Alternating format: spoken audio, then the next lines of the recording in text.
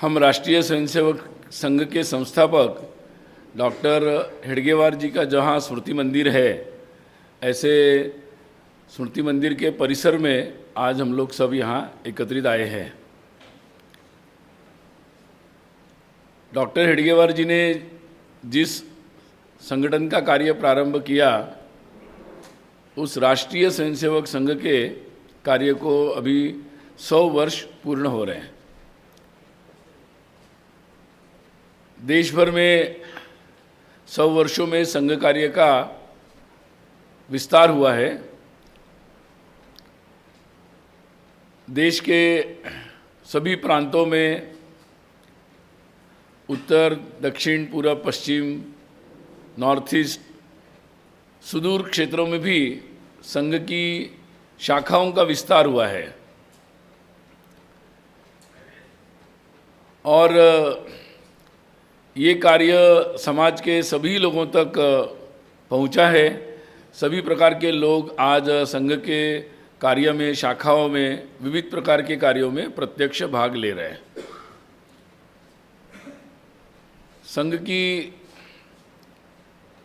स्थापना के जो 100 वर्ष है, वो इस वर्ष की जो विजयादशमी है, विक्रम संवत 2082 अर्थात 2025 के 2 अक्टूबर को इस वर्ष विजयादशमी है और उसी दिन संघ कार्य के 100 वर्ष पूर्ण हो रहे हैं।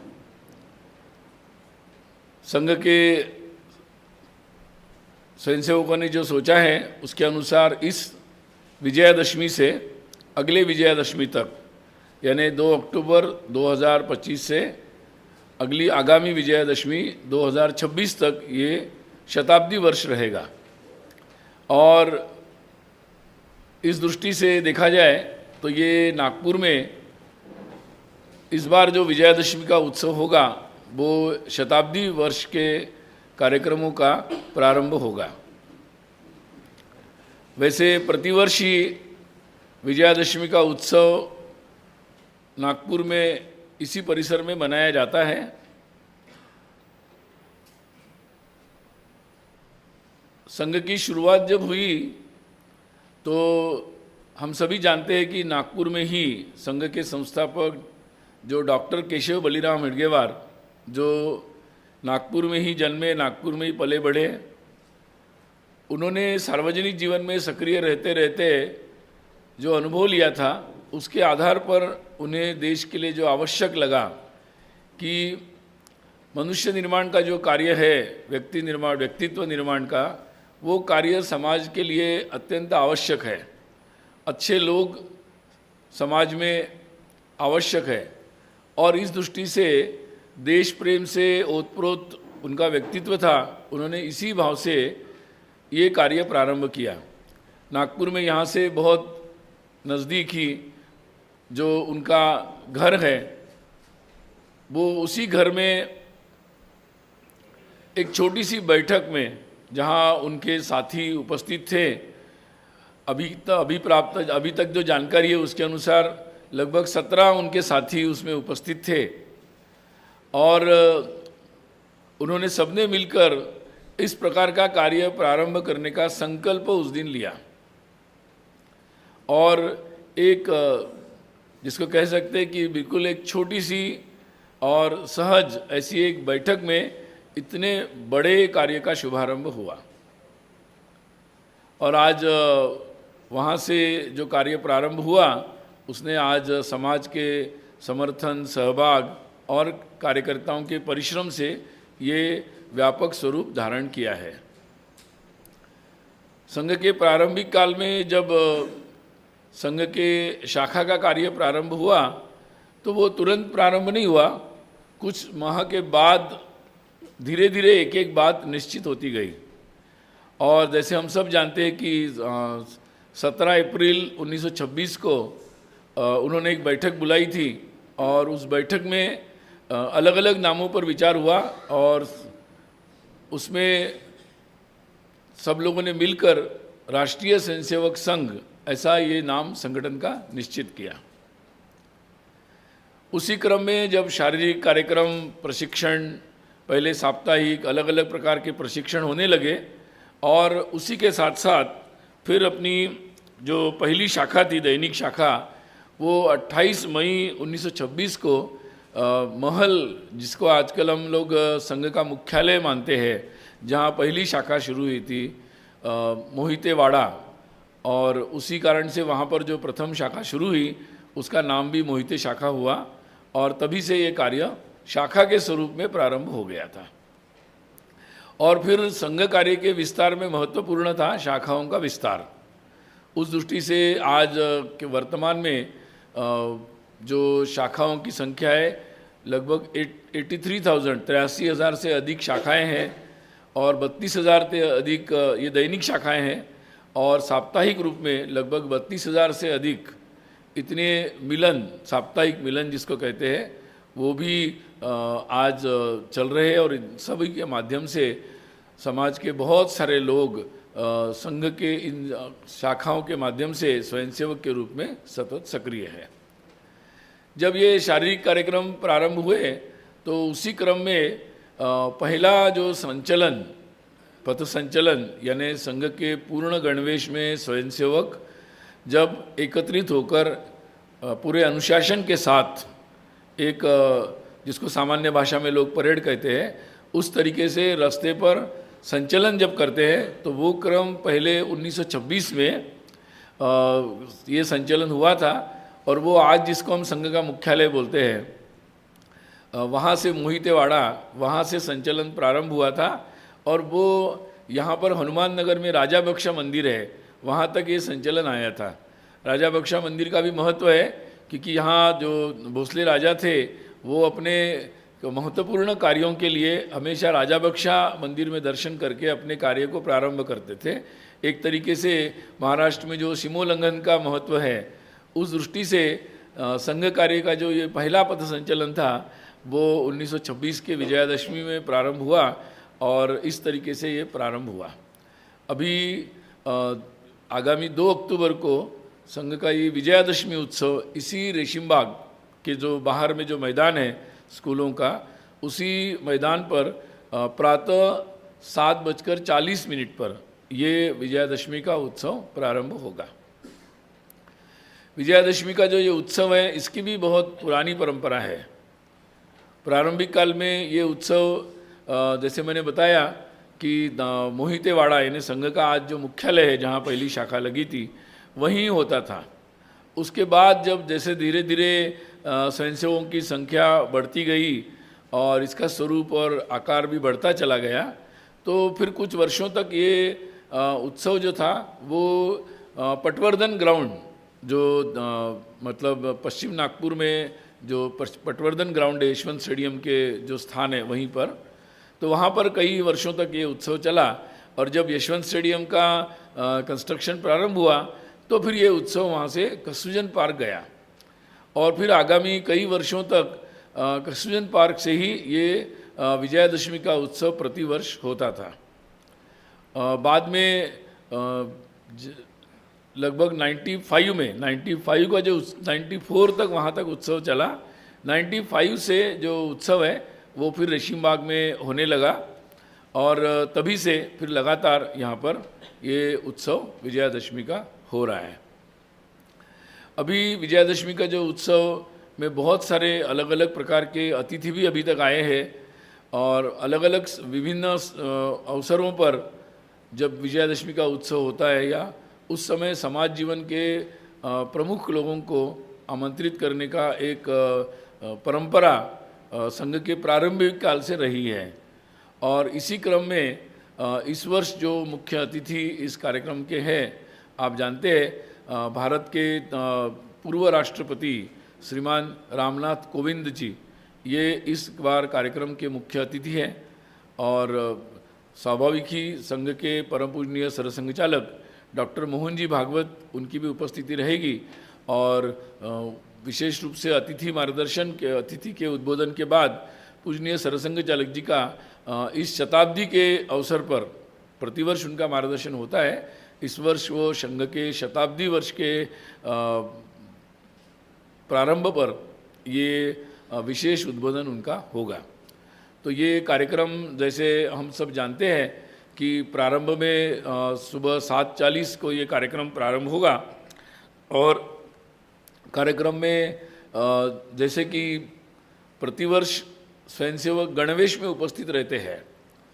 संघ के गणवेश में विशेषकर अभी हाफ पैंट का फुल पैंट हुआ है, आप जानते हैं, तो खाकी रंग का फुल पैंट, सफ़ेद रंग का शर्ट और उसके साथ साथ टोपी, काले रंग की टोपी, बेल्ट, काले रंग के जूते और मोज़े, इस तरीके से, और दंड, ऐसा जो पूरा संघ का गणवेश है, उस संघ के गणवेश में ये पूरा उत्सव होगा।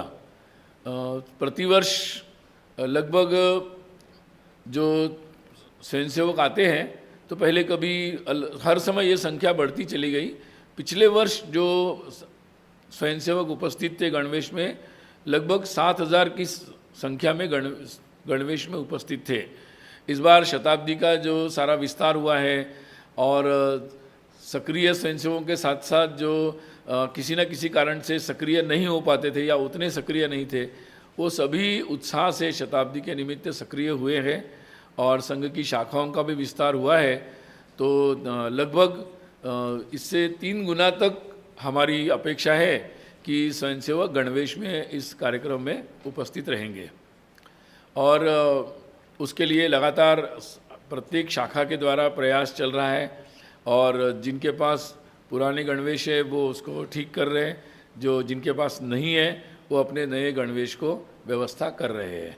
तो एक व्यापक शाखाओं के माध्यम से इसके लिए एक व्यापक अभियान प्रयास चल रहा है और काफ़ी उत्साह के साथ सभी स्वयंसेवक इस कार्य में लगे हैं। कार्यक्रम का जो स्वरूप रहेगा उसमें निश्चित रूप से गणवेश में स्वयंसेवक रहेंगे और जैसे कि हमेशा ही अपने कतारबद्ध होकर अनुशासित ढंग से वो अपना अपना स्थान लेते हैं और उसके पश्चात कुछ शारीरिक प्रदर्शन भी होते हैं। उसमें कार्यक्रम के प्रारंभ में शस्त्र पूजन और अतिथियों के आगमन के पश्चात शस्त्र पूजन होगा और उसके पश्चात जो स्वयंसेवक है तो वो प्रदक्षिणा संचलन करेंगे। मतलब अपने एक एक वाहिनी के अनुसार वो मंच के पास क्रमबद्ध तरीके से आते जाएंगे और इस तरीके से फिर अपना स्थान लेते जाएंगे। तो ये प्रदक्षिणा संचलन होगा। ये संचलन के पश्चात कुछ योग के प्रात्यक्षिक होंगे, योगासन के, फिर उसके बाद नियुद्ध का एक प्रात्यक्षिक होगा और बाद में घोष का विस्तृत रूप से प्रात्यक्षिक होगा। उसकी भी जानकारी आपको विस्तार से प्रेस रिलीज में आपको दे देंगे। तो ये मुख्य रूप से कार्यक्रम होगा और उसके बाद हमें अपने अतिथि और बाद में पूजनीय सरसंघ चालक जी का उद्बोधन उसमें कार्यक्रम का हिस्सा रहेगा। तो इस तरीके से कार्यक्रम की योजना बनी है और सभी कार्यक्रम के दृष्टि से आप सभी के लिए भी विशेष दीर्घा का भी व्यवस्था किया गया है पत्रकार बंधु भगिनियों के लिए, और जैसे प्रतिवर्ष की व्यवस्था रहती है वैसी व्यवस्था इस बार भी रहेगी। उसकी भी विस्तार से सूचना आपको यहाँ के अपने कार्यकर्ता देंगे। इस साथ ही प्रतिवर्ष जो संचलन होता है वो उत्सव के पूर्व प्रातः होता है।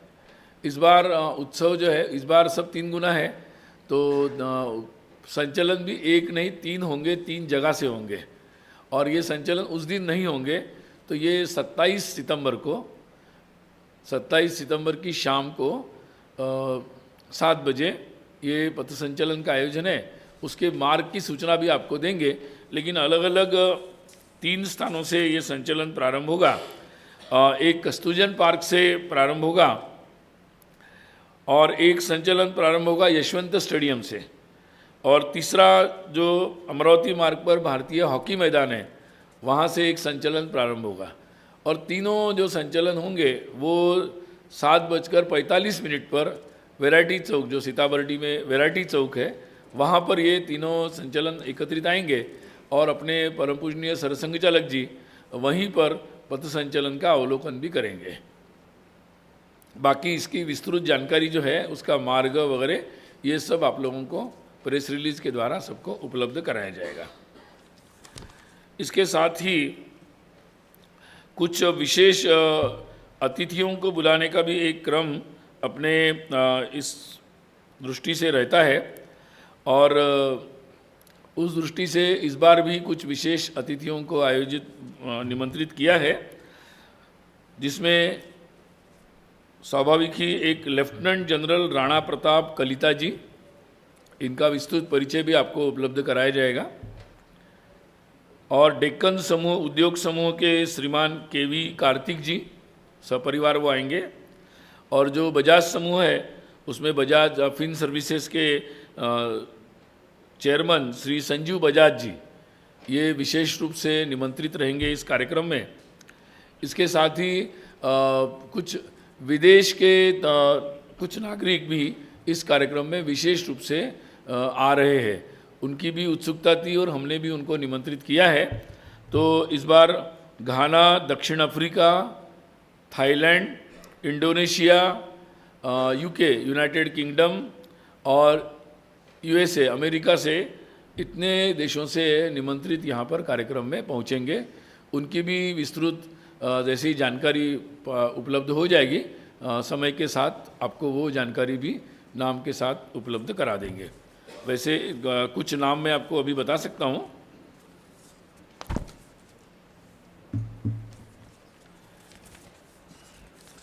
इसमें विशेष रूप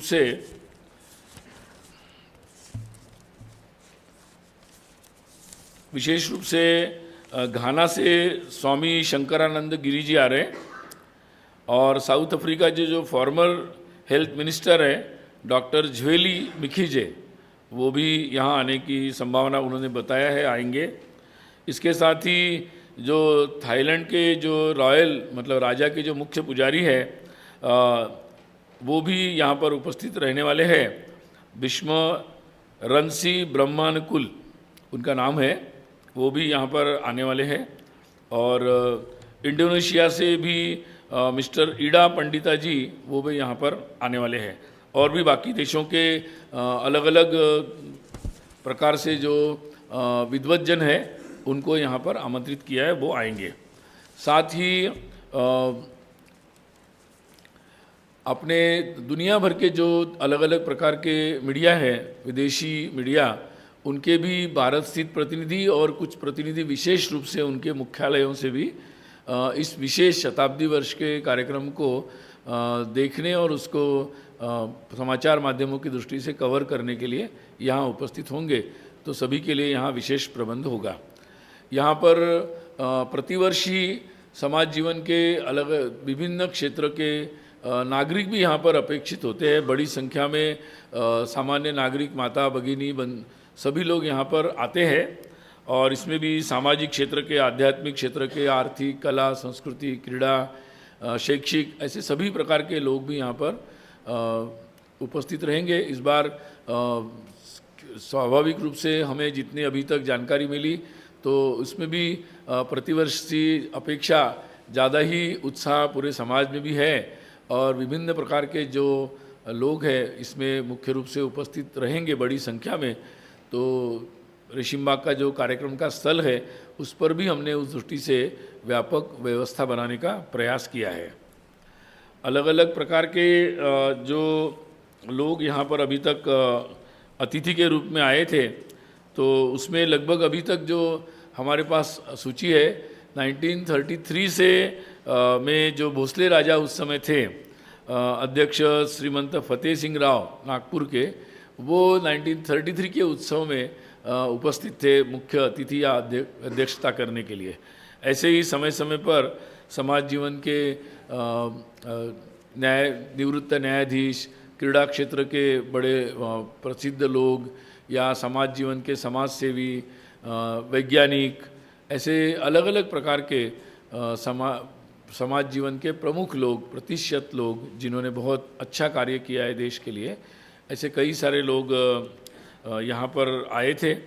और आगे इस वर्ष भी श्रीमान अपने भूतपूर्व राष्ट्रपति रामनाथ कोविंद जी यहाँ पर आएंगे। तो मैंने आपको संक्षिप्त में जो भी इस कार्यक्रम की जानकारी है वो बताने का प्रयास किया। इसके बारे में और भी कुछ जानना चाहते हैं तो आप पूछ सकते हैं। वैसे ये कार्यक्रम जो विजयादशमी का है वो केवल यहाँ पर नहीं है, तो पूरे देश भर में ये कार्यक्रम इतने ही उत्साह से देश के हर कोने में मनाया की तैयारी हो रही है। मैं अभी कुछ दिनों पूर्व मणिपुर था, तो मणिपुर जैसे क्षेत्र में जहाँ कुछ दिनों परिस्थिति भी वैसी नहीं थी, वहाँ पर भी बड़े उत्साह से विजयादशमी उत्सव की तैयारी हो रही है और बड़ी संख्या में वहाँ के लोग भी इस उत्सव में भाग लेने वाले हैं। तो देश के शहरों में, गाँव में, हर बस्ती में, तो सामान्यतः बस्ती शाह महानगर यहाँ तो एक विशेष कार्यक्रम का आयोजन है, बाकी शेष जगहों पर मुख्यतः बस्ती में, शहरों में और 8-10 गांव मिलाकर मंडल के स्तर पर ये विजयादशमी के उत्सव और बड़ी संख्या में गणवेश में होने वाले और बड़ी संख्या में नागरिक माता बंधु भगिनी भी उसमें सहभागी होने वाले हैं। तो ये एक तरह से शताब्दी वर्ष का शुभारंभ होगा और इसके पश्चात जैसे आपको पहले से ही जानकारी दी है कि शताब्दी वर्ष में जो विभिन्न प्रकार के कार्यक्रमों की योजना बनी है, जिसमें ये जो संघ का विचार था, संघ का जो उद्देश्य था, संघ का जो कार्य है, उसको उसी बात को समाज के सभी लोगों तक ले जाने का एक प्रयास शताब्दी वर्ष में संघ करने वाला है। और इस दृष्टि से गृह संपर्क एक व्यापक रूप में घर घर जाकर ये संदेश ले जाना प्रत्यक्ष माध्यम से, ये एक व्यापक ऐसा एक अभियान पूरे देश भर में ये शताब्दी के अंतर्गत होगा। और ऐसे ही बस्ती और मंडल स्तर पर इसके बाद हिंदू सम्मेलनों का आयोजन होगा और जिसमें समाज जीवन के वहाँ के स्थानीय लोग सब मिलकर इसका आयोजन करने वाले हैं। युवाओं के लिए भी विशेष आयोजन जगह जगह पर स्थानीय स्तर पर संघ के स्वयंसेवकों के द्वारा आयोजित होंगे और जिस दृष्टि से विशेषकर जो युवा वर्ग है वो लोग भी इसके लिए उत्साहित है और कार्य में लगे हुए हैं। यहाँ नागपुर में आप जानते ही है कि जो शिशु और बालों का जो उत्सव होता है वो अलग होता है। वो इस बार भी 28 सितंबर और 5 अक्टूबर, ऐसे कुछ जगह 28, ज़्यादातर 28 को होगा और फिर कुछ जगह 5 अक्टूबर को उनके अलग से बालों के जो उत्सव होते हैं वो अलग से होंगे। तो लगभग इसकी विस्तृत जानकारी मैंने आपको दी है। किसी को इसके बारे में कुछ पूछना है, क्योंकि आज की जो ये पत्रकार वार्ता है ये विशेषकर जो ये शताब्दी वर्ष का शुभारंभ का ये जो विजयादशमी उत्सव है उसकी जानकारी देने के लिए ही आयोजन हुआ है। तो उसके संदर्भ में, शताब्दी वर्ष के संदर्भ में कोई भी जानकारी आप पूछना चाहते तो पूछ सकते हैं। पंच परिवर्तन के अभियान के बारे में लगातार आपके सामने बात आई है, तो उस पंच परिवर्तन की जो विषय है उसको मुख्य रूप से गृह संपर्क में वो मुख्य विषय रहेंगे और पूरे समाज के लोग इस कार्य को लेकर समाज परिवर्तन के कार्य में कैसे जुड़ सकते हैं, ये उसका एक मुख्य आधार रहेगा।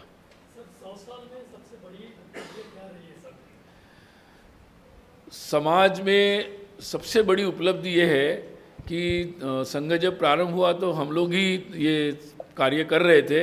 आज पूरे समाज में एक उत्साह बना है, एक विश्वास बना है कि भारत के प्रति गर्व और भारत से कुछ हो सकता है, इसके प्रति एक समाज में विश्वास बना है और प्रत्यक्ष हम इसमें सहभागी हो सकते हैं, ये समाज की मानसिकता बनी है।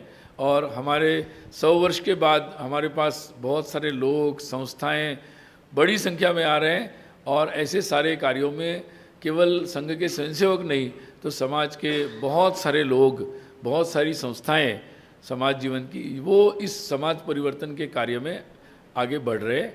तो ये मुझे लगता है कि सबसे बड़ा बदलाव मैं देख रहा हूँ। मतलब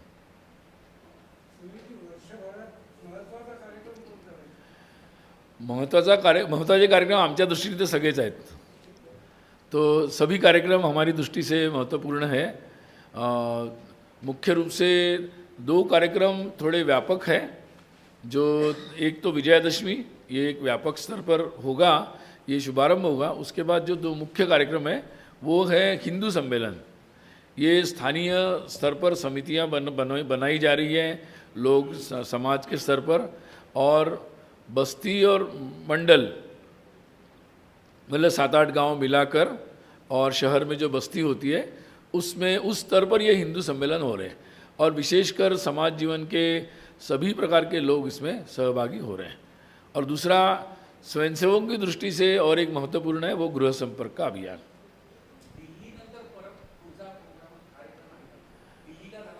अच्छा, दिल्ली में जो पूजनीय सरसंघ चालक जी का संवाद कार्यक्रम हुआ था 26, 27, 28 अगस्त को, वैसा ही कार्यक्रम अभी नवंबर में बेंगलोर में आयोजित हो रहा है 7 और 8 नवंबर को, 2 दिन। और उसके पश्चात 21 दिसंबर को ऐसा ही कार्यक्रम कोलकाता में हो रहा है 1 दिन का। और उसके पश्चात फरवरी माह में 6 और 7 फरवरी को वहाँ पर मुंबई में ये कार्यक्रम आयोजित हो रहा है।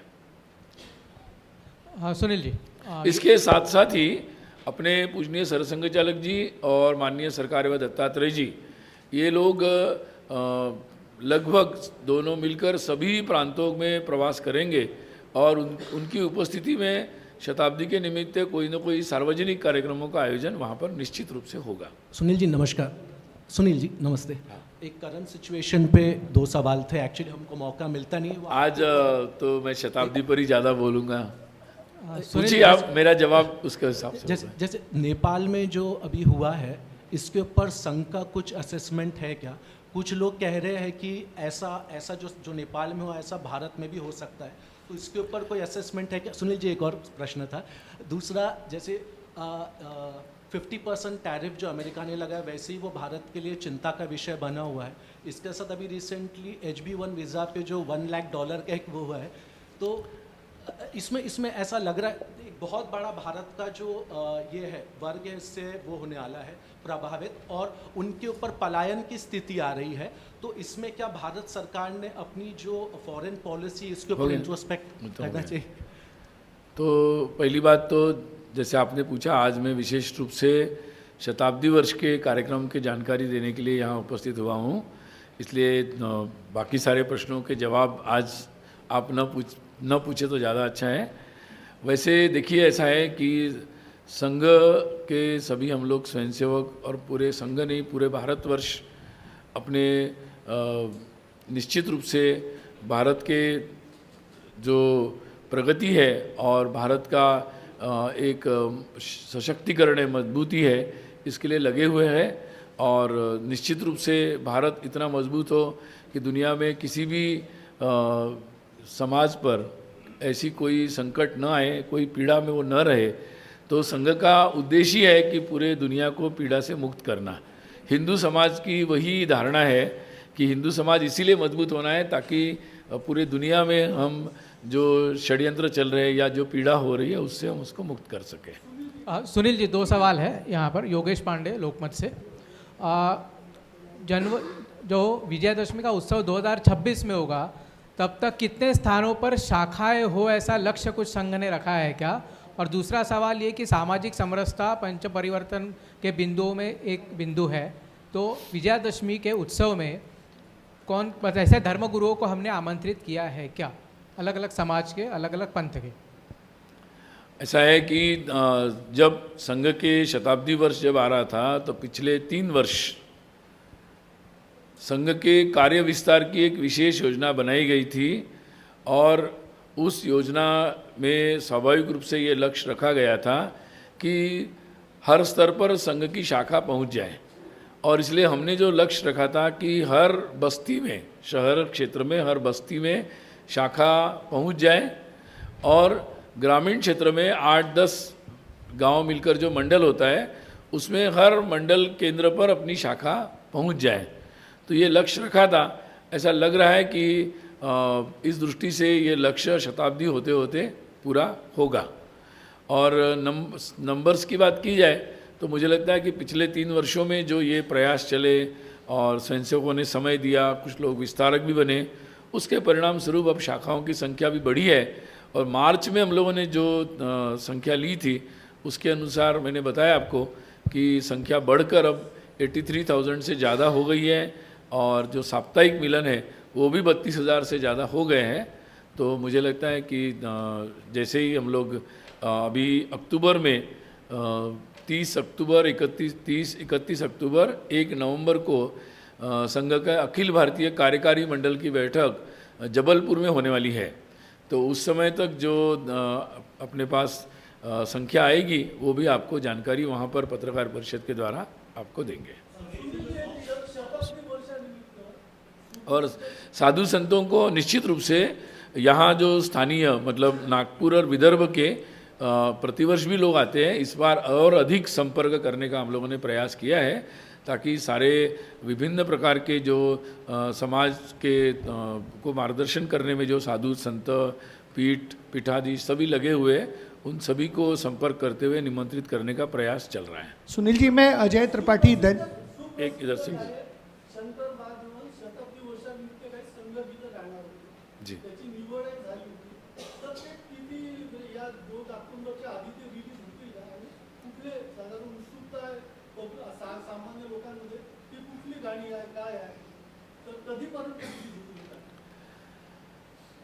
हाँ, समाज में बहुत सारे लोग संघ के शताब्दी निमित्त अपने अपने प्रतिभा या अपने क्षेत्र के अनुसार लगातार प्रयास कर रहे हैं। कोई नाट्य रूपांतरण कर रहे हैं, कोई डॉक्यूमेंट्री बना रहे हैं, कोई गीत लिख रहे हैं, कोई गीत गा रहे हैं।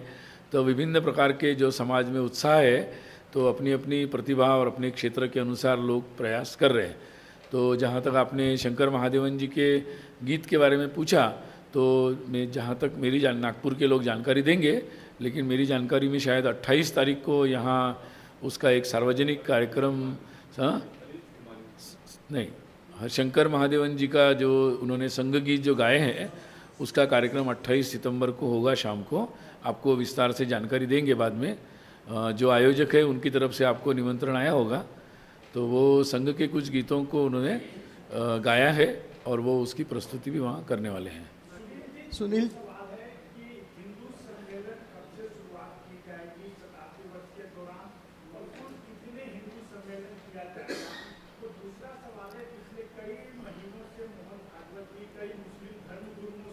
एक प्रश्न लेते ना, इतने तीन प्रश्न।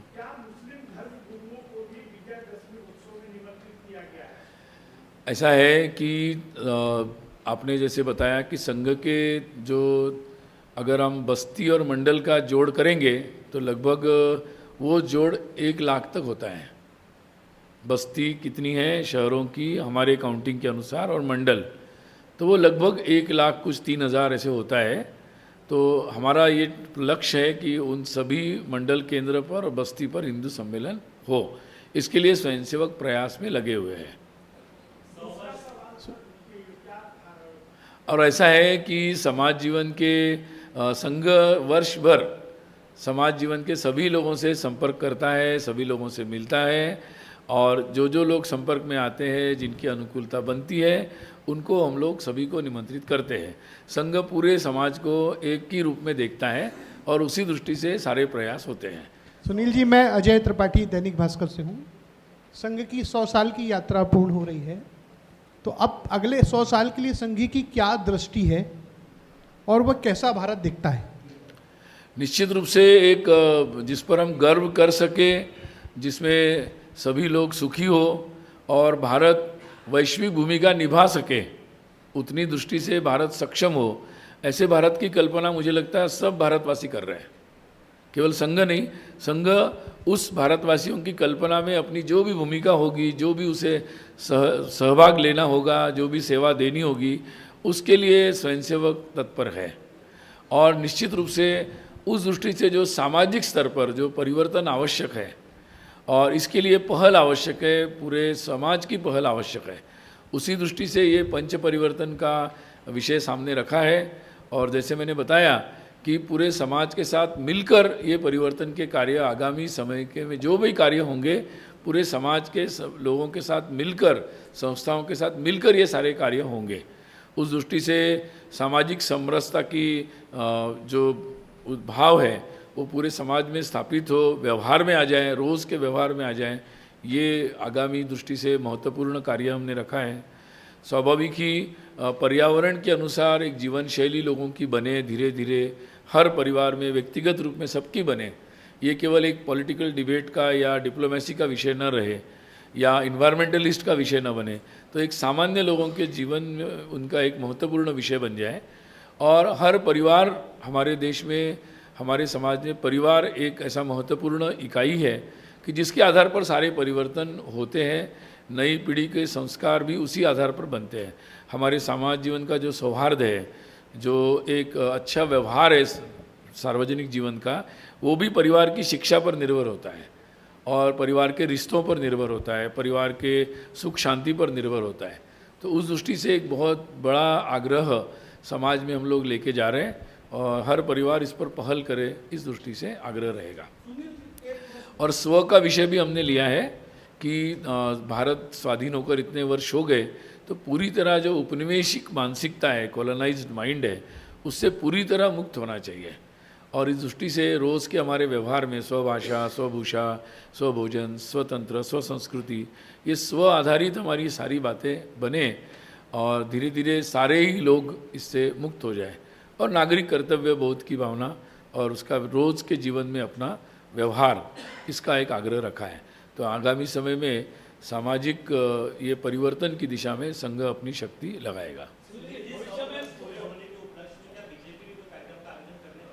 वो तो बीजेपी बता सकती है। हमारे स्वयंसेवक जितने भी होंगे, कहीं किसी भी संगठन में काम कर रहे होंगे, तो वो अपने स्वाभाविक ही संघ के शताब्दी वर्ष के जो आयोजन होंगे उसमें अपनी सेवाएं देंगे। मैंने बताया ना अभी सारा। संघ देखिए, संघ का तो संघ 100 वर्षों से संघ का फिक्स है कि हमें व्यक्ति निर्माण के लिए काम करना है।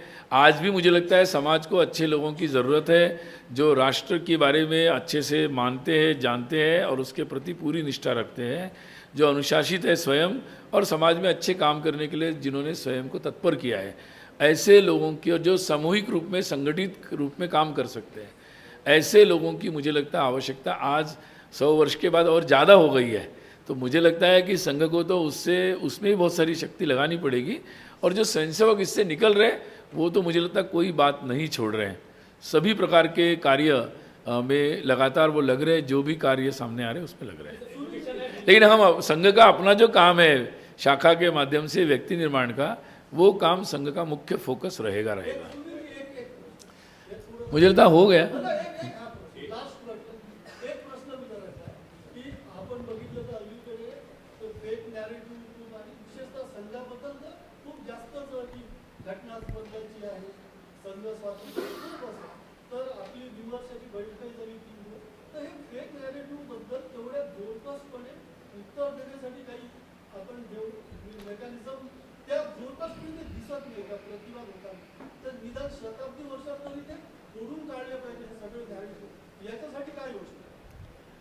ऐसा है कि संघ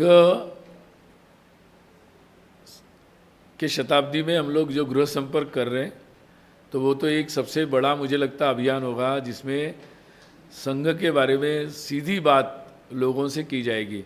इससे बड़ा मुझे लगता कोई और तंत्र नहीं हो सकता। और रही दूसरी बात, तो समाज जीवन में मुझे लगता है कि अब जो लोग गलत बातें कर रहे थे वो काफ़ी तरह एक्सपोज हुए हैं।